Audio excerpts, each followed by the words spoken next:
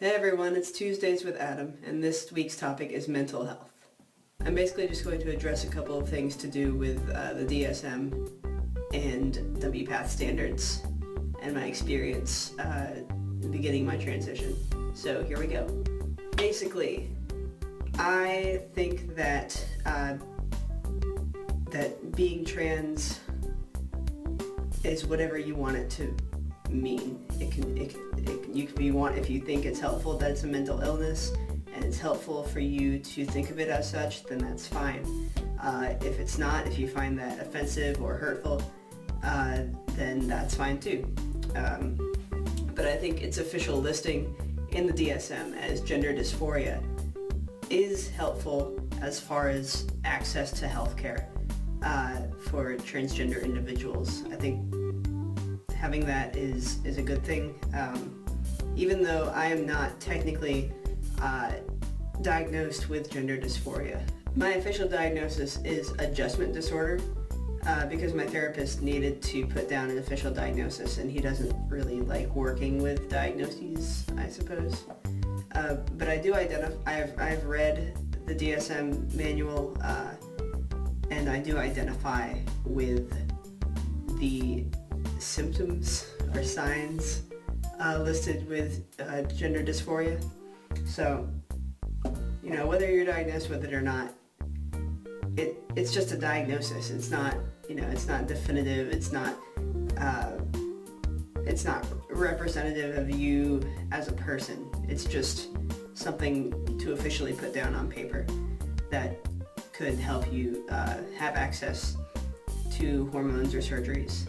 I'm a little torn on the WPATH standards of care just because there are so many people who are denied access to hormones or treatment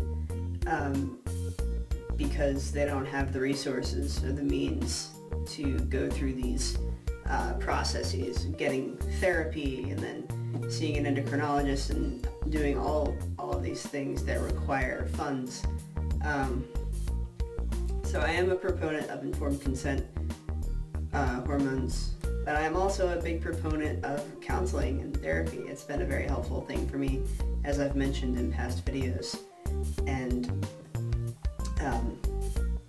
my therapist and I don't really operate on diagnosing a problem and finding a solution. It's more just me figuring things out about myself and him helping to facilitate that.